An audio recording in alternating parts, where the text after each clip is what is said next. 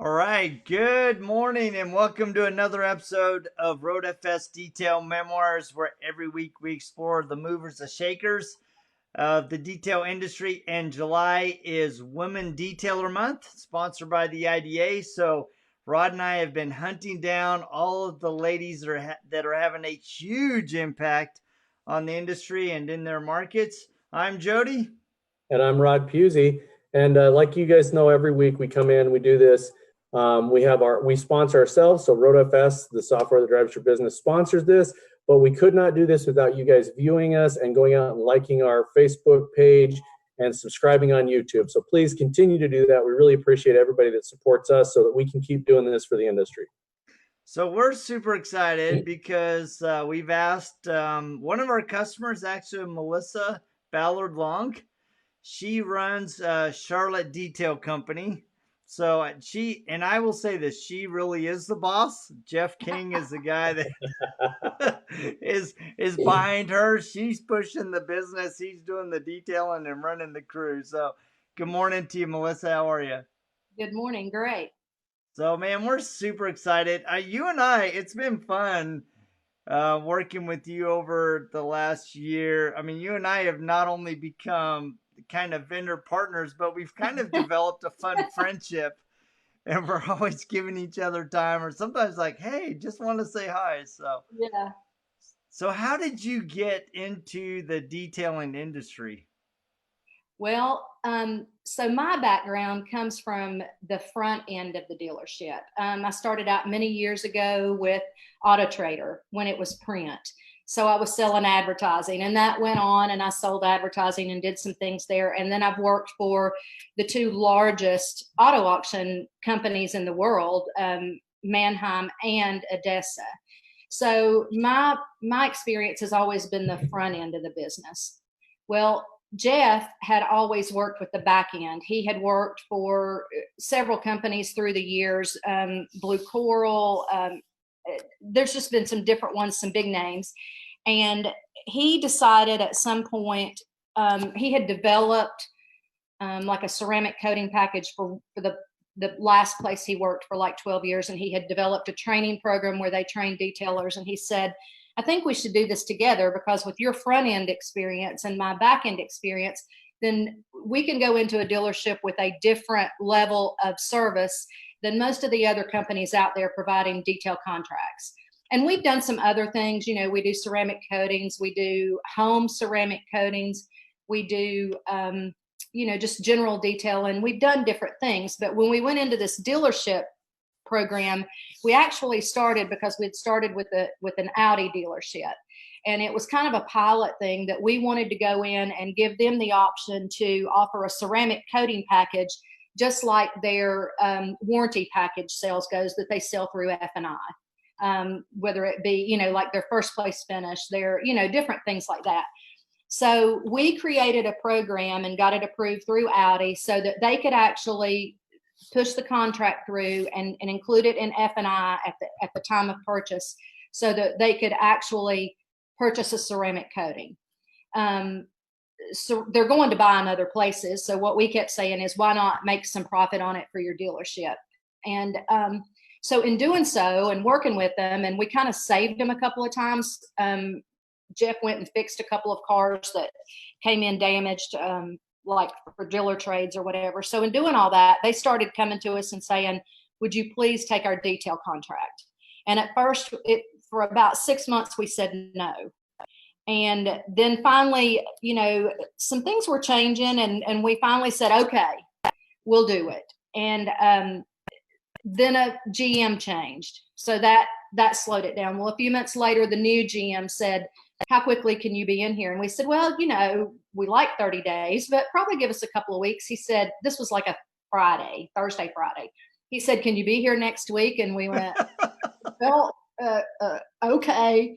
So we went in there on Wednesday, and they literally had to call the police to have the other company ousted. So that was the beginning of our auto detail experience. Wow, And that's a great story though, too. I mean, yeah, we ousted somebody, had the police involved, and yeah, you know, you never want to be that person. That's just no. But you know, it's interesting because in our experience doing this in this industry all over the world, and seeing different types of companies, it's interesting how many people don't know how to navigate that dealership world. And so I think that your experience with the dealerships has probably really made that way more successful for you guys, because so many people struggle with and don't understand that the dealerships don't care. They'll go to a different company, you know. well, and they did. This particular Audi store changed detail companies like 4 times within a year, and probably would have changed another time or two if they hadn't gotten some sort of screwy contract involved. But what we've done there, and I might add, we ended up taking on one of their sister stores, a VW store, and then in the middle of coming back from COVID on June 1st, we took over a Dodge store that's Dodge, Chrysler, Jeep, Ram. And that one is being a real challenge, because so many times, as you guys have probably seen, these detail companies, they're bigger, they throw somebody in there, and they really just go about it as far as we'll just cover what we can cover till we get kicked out. I mean, Right. that's about the gist of it, and then they go get another one. Right. Well, what we've done is gone in more like a partner, and like during the COVID shutdown and some of that, Jeff actually, this was his brainchild. I just kind of make it happen on the back end and help with the marketing end of it. But he actually went to the GM at the Audi store and said, listen, let's do what we can to get more people in here. How about if we create a marketing piece for you to offer ozone treatments and special sanitizing treatments for the inside. We'll do the marketing piece. You put your guys on the phone and see what you can do with it. And they did. And they got a lot of people in. They were selling at least a car or two a day in a basically small Audi store just by doing things like that. So I think that's been important too, and Jeff, a lot of times will get this in his mind and come and say, what do you think? Because you're the front end, you know, person that deals with that. And I think that's where we're different, and we're trying to be different. Yeah. Well, and I think that is different. And I think that anybody that, I mean, this has been the craziest year on the planet so far. Really? But you think? yeah, I mean, there's a picture out there I saw, and every day I see a picture, but somebody, you know, they always describe what 2020 is, and it's a picture of like a 1981 Yugo with a big block in it. And it's like, yep, that's 2020 and no brakes, you know? So, but I think that if you didn't adapt, if you didn't change in some way, if you're just like, nope, we're just going to keep on doing what we're doing, like any of the local, you know, newspaper companies that think they're going to still be around in 5 years, it goes against everything you want to do, right? I mean, you don't want to change. People don't like to change, but you have to adapt. And I think that's one of the things that, you know, Jody and we had to adapt extremely fast.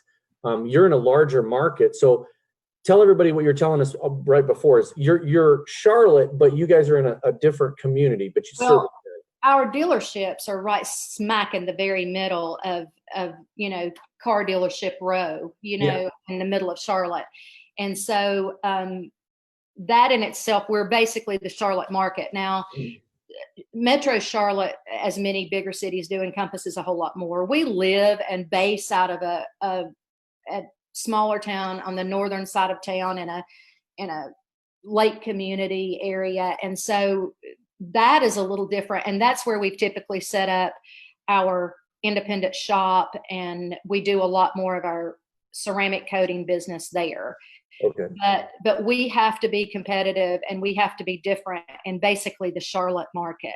Now, something else that we've been pushing for, and you guys have been, I have to throw this in because Jody said it's been fun working with me. I'm not so sure about that all the time, because there are times I call and I say, Jody, now Jeff's got this bright idea and I've got to make this happen. And so we start trying to figure out how to make it happen. But we've also tried to help the dealerships push customer paid details, because during this crazy time, and this happens in everyday world, but the cars get held up at port. And so you can't always count, you know, a lot of your business is counting on the new cars coming in that get detailed, and then therefore trickling to used cars and trade-ins and so on. Well, if you're counting on that for everything, you're going to have some days where you're paying guys to be there and they're not making any money for you. And Right. you can't have those days. Yeah. You just can't have those. So we've also pushed to try and help them market their customer paid details. Mhm. So, Jeff's always trying to figure out how to make sure that the guys are making money while they're there. And if you don't do that, you're going to suffer. Yeah, we've seen some people do that. I know one guy that started, which makes total sense. You have the equipment, but we've seen people that have branched out and do ozone and sanitization of fleet vehicles. We've seen one guy that broke out and now he does, pressure washing of homes. Like you said, home ceramic coating, and people are like, what do you ceramic coat? It's like, if you've got a glass ceramic, you can put it on. That's right, or a hard surface. You can put it on any surface you want to put it on, but you've got to branch out and do that because otherwise you're going to get left behind. And there's a lot of communities that are basically, it was hit and miss, whether you were essential or non-essential or whatever, but it came in strong. We know a lot of people now that are super, super busy because they picked up 3 or 4 different accounts. And that's great. That, as long as you can keep yourself going and keep the paychecks rolling in, that's a good thing. Well, we wanted to keep our guys working. And we had about 3 weeks. North Carolina deemed the auto business essential, however, with some restrictions. However, Charlotte-Mecklenburg did not. So we had about 3 weeks where they could do some online stuff. So they had a person or two in the dealership that could handle those sort of things on a rotating basis. But basically, we had 3 weeks of shutdown. And you guys know what that can do to a car business. Oh, yeah. Oh, yeah. You can call Ric Flair on the phone and get him down there right now. Yeah. It was, the used car manager was having to go back and wash her own cars just to deliver a car that she sold online. Yeah. It makes it really tough. And we were actually talking before we got online about some of the hoops we're having to deal with employees. What are some of the things you guys have? Do you wear masks? Do you not wear a mask? Detailers, good detailers are probably masking up anyway, just to protect themselves from the chemical. But, so what are some of the challenges you guys have had to confront? Well, that has always depended on what kind of service they were performing, because anytime you're dealing with the ceramics and some different types of things, that they need some of the mask and so on. And our guys have always worn gloves when they're cleaning in the cars. He's just always pushed for that and supplied them. And that's just always been part of it, as much to protect them as them spreading germs inside of a customer's car. And so, we were back and forth on this mask thing, and we kept telling everybody to kind of do what they felt comfortable with, as we did in the very beginning. If you're not comfortable, when this all first broke, nobody knew what to do. And we told them, if you aren't comfortable coming to work, we basically took volunteers for that until we had the shutdown. And then we really took volunteers for the bring back. And so we've always kind of left it as, a choice as to how you feel about what's going on. Now, we've encouraged them to have their own, mask. Our guys tend to like gaiters or something like that, but we have bought a lot of the paper masks now because they're cooler and they can breathe through them a little better. Our dealerships are basically requiring them, if they are in a setting where they've got to be inside the dealership showroom or inside the service department. Yeah. As far as back in detail, they can kind of do what they're comfortable with. And, like I said, we, here in Charlotte, we're having 95-degree temperatures with 100% humidity. So it is doggone hot out there when they're working. And so some of that is just not reasonable to wear a mask. Well, and if you're on your own work environment, we have the state of Idaho does not have a mandatory. The city of Boise and the county of Ada County, where we all live, both have a mandatory when you're in public. But, if you're in your individual shop and you're I mean, yeah, I don't know of anybody that's going to do that unless they actually feel like they're having some kind of an issue. And I mean, honestly, most of it's common sense. You know, if I'm polishing aluminum, I got a respirator on. I don't have a Right. mask, I have a respirator. That's I got right. gloves up Definitely. here, and I got shiny silver stuff all over me. So it really depends on, like you said, the environment you're in and what you're doing. If I were working in a dealership and I'm back in where they have an actual physical shop with a bay, it's a 20 by 20 square foot area, let's say. There's, you know, even social distancing says I don't have to put a mask on. So I think most of it's common sense. But it's good that you guys got back to work. And did you see I mean, where you were before and then after you went back to work, has it been an uptick in different services, obviously, but have you seen an uptick in the work that you've got? We have. Well, we first went back and we were so far behind because nobody had touched anything for 3 weeks. Right. So in the 2 dealerships we already had, we had to pull on some heavy crews to get caught up from those 3 weeks. Then we saw a little bit of oh crap, what do we do? Because there were no cars coming from port. You know, we'd caught up everything. There hadn't been enough trade-ins get through service. So the whole process was slowed down for a good couple of weeks. But again, we were thankful because we were able to get those customer paid details through at that time. And, you know, good. we provide lot washes too. You talked about this. So just this past week, we had a van that was upfitted really for mobile detailing, but it really was not,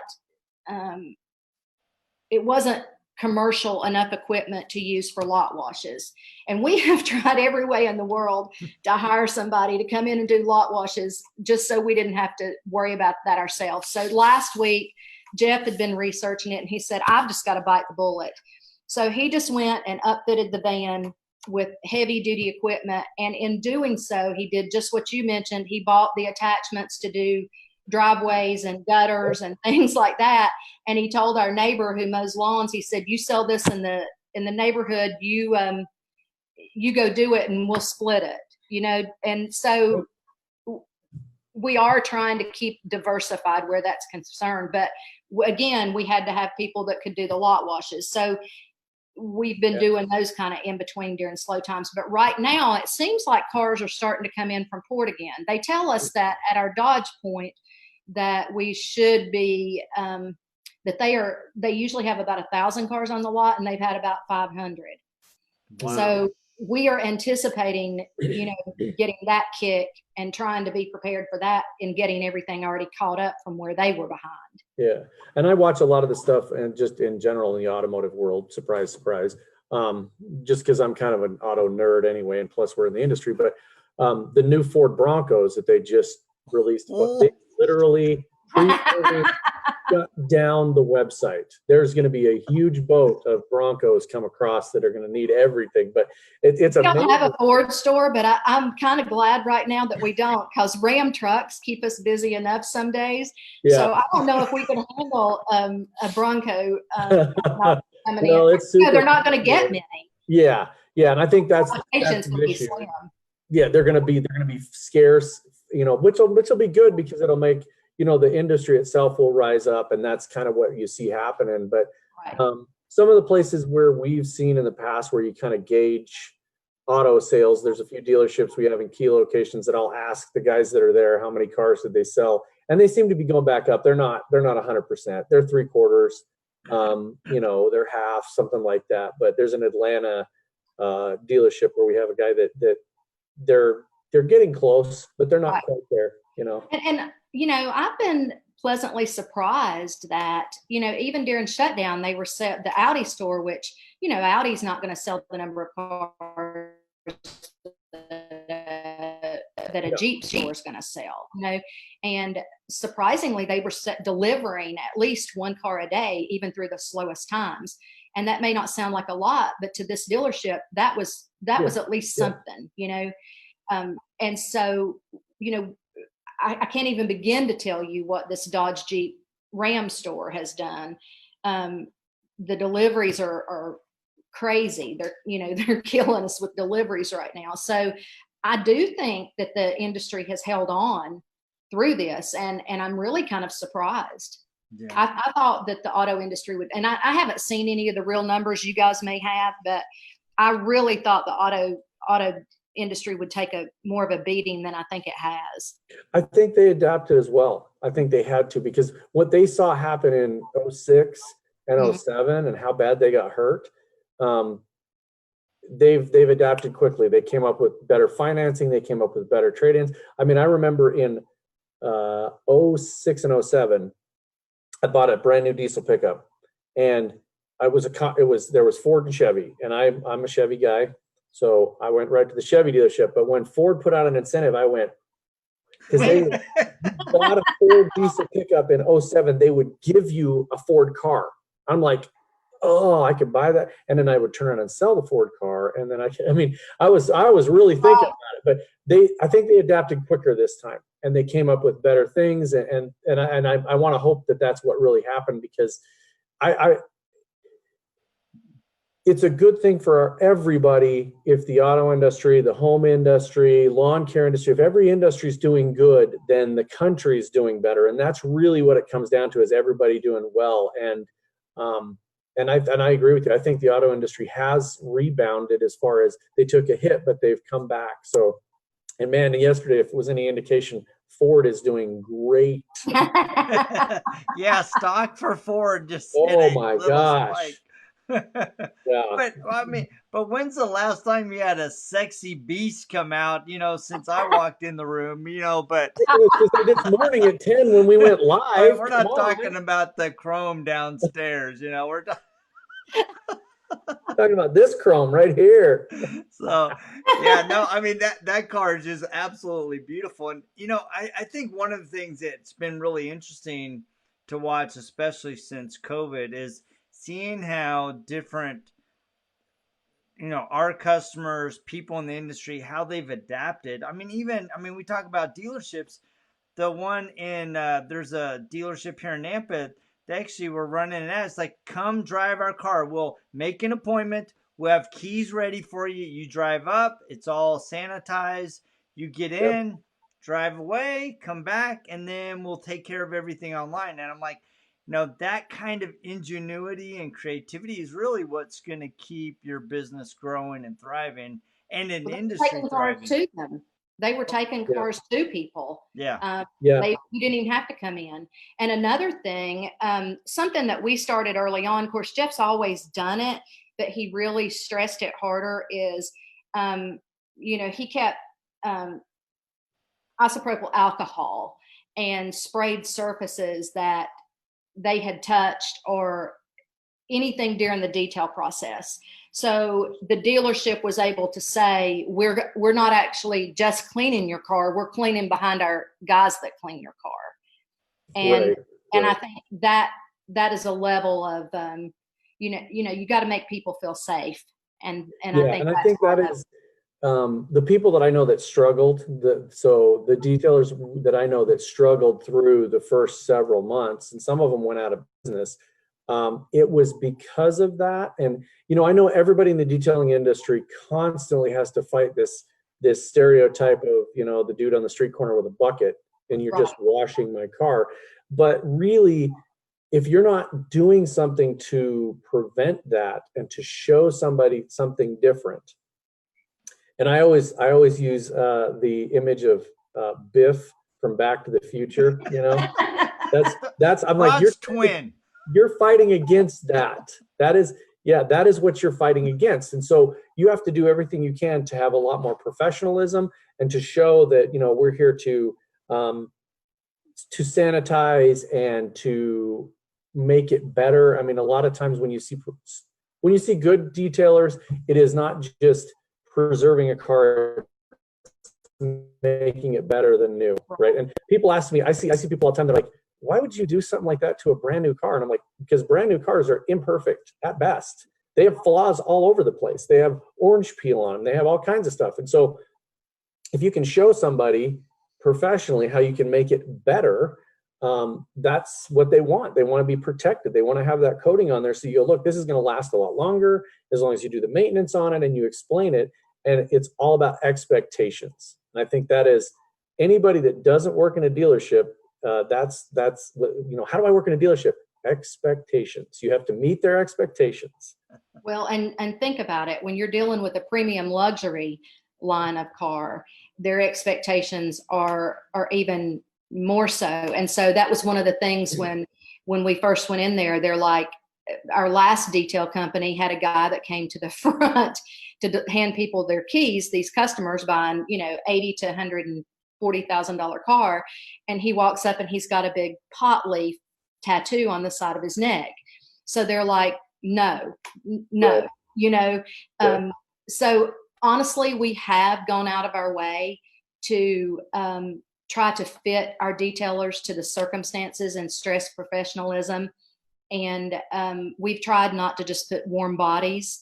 Jeff's background is training detailers and using the right products. And so he's a big stickler on that. And I do think that our, actual redo numbers are considerably low to what other companies may have. We're still going to have them. It just happens. Yeah. But because he tries to stress constant training and professionalism, I think that helps. And then also the fact that we're upfront talking to the managers, we don't just throw our guys in there and leave our detail manager to do the job. We go do the job. Yeah. He or I he's in there all the time. And, that really is a difference. And that means a lot to these dealerships because that's what they've not had from other, bigger companies. That's where the ball has dropped through the years. Right. I think that's probably why Jody and I have been in the industry as long as we have, is because we don't have any problem at all jumping in and coming down and fixing a problem. I mean, we've been at dealerships in Tampa, Florida, when it was 95 degrees and 100% humidity outside all day, trying to figure out how there was an efficiency issue, or actually doing the work ourselves so that we understand what somebody's dealing with. And I think that having that common understanding with somebody, whether it's a dealer or even a customer, that helps get across the idea that, hey, I know what you're going through and let's figure out a solution to this, as opposed to just, like you said, throwing somebody a warm body at it. Because I don't think that's ever the solution, just to throw a warm body at it. I mean, there's always a place for a warm body, and but it's definitely not handing the keys back to somebody, because I always cover up my pot tattoo anytime I talk to them. Well, and I'll say this, that's why I have liked our partnership with you guys. Jody may not appreciate this, but he's answered me when he's been on vacation or at night or on the weekends, because when my guys are there and they, sometimes it's a user error. Most of the time it has been. But the point is that, they're freaking out because they've got 20 cars lined up and 5 guys yelling at them there on the dealership, and they can't get a car to scan, or they can't get something to work right. And Jeff, as good as he is on the detailing, is not the guy on the technology sometimes. And so you guys have been great about helping with that. Plus the fact that there's just some things that make a difference in what makes it easier for me to do my reports and bill, which is all what it comes down to, is what can I bill for? Because if I can't get money in, then, what are we doing here? And that, you guys have been fantastic at listening to those things that make a difference with that. And I've heard that other companies who do what you do, they don't have that same experience. So it does make a difference. Well, we like doing it for you. The developers probably don't like it. When Rod and I come back and go, we need to change some priorities. Or how fast can you? I'm sure when they, even a couple of them, now that I have their email address, they probably are not real happy with that. Yeah, there's certain days that they don't like to be in a meeting with me, because they're like, okay, today we set priorities, and they're like, oh, here it comes. By Friday, you guys are going to have these 10 things done. And so I think it's no different than any other industry, honestly. It's, I've had a couple of sisters that have owned a salon for going on 20 years. And in that industry, been involved in the automotive industry, the software industry, used to drive heavy equipment. Every industry's got about this 80% that's the same. You just have to make sure that you, in my mind, you go above and beyond, you know. And I know Jody's the same way. Jody's got that same attitude. That's why both of us have our cell phones, and people call us all the time, and that's just what we do. We have to take care of people to make sure that the expectations are met. Yeah, the last time I think the last time I picked up a phone call that I was worried about it was actually Judy and I were sitting on our son's sailboat with both our feet hanging over the edge, and it's just vibing, and I'm like, the only person that probably is going to call me is going to be a customer. I look at it and I'm like trying to make sure I'm not dropping my phone over the edge. I hope that Unfortunately, wasn't it was a me. spam call, but I was just like, all right, we got to get it done. I hope that wasn't me. I tried to leave you alone on that It vacation. wasn't. So it was probably me. Because I call him all the time. I'll be like, hey, I got to ask you a question real quick. So. Well, sales 101 for us, as you were talking about a minute ago, Rod, I think you're the one that said it, was, talking about pain. And, we're, as salespeople, we're trained to find the pain point. Mm-hmm. And we're trained to find a way to solve that problem, to make that pain point either go away or much more able to handle. Right. And that's really what it comes down to. And kind of talking about a little bit about what you guys do too. So when I do my billing, I use you guys in a couple of different ways, because this is something Jody and I have worked on from the beginning, and Curtis, and Lord knows maybe a few others. But for a couple of my dealers, I have to send a daily summary. Mm-hmm. And so I use the customer order report, and I download it to a CSV, and I clean it up and make it look pretty and send it off like an invoice attached to a QuickBooks invoice. Well, with the Dodge point, they now are okay with the individual. As a matter of fact, they like getting that individual work order, but I still, because I'm afraid of something not going through or them missing something, I still do a customer order and do a summary sheet. I don't have to do a bunch of cleanup on it like I do the other two stores. Yeah.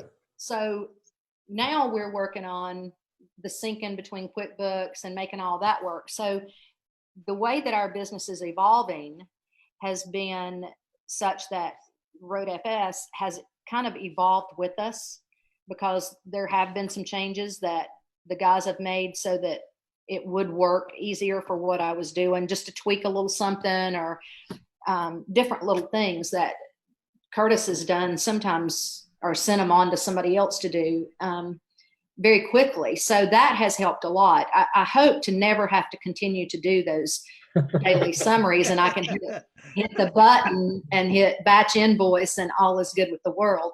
But we are evolving through that, and RoadFS has, like I said, kind of been evolving with us.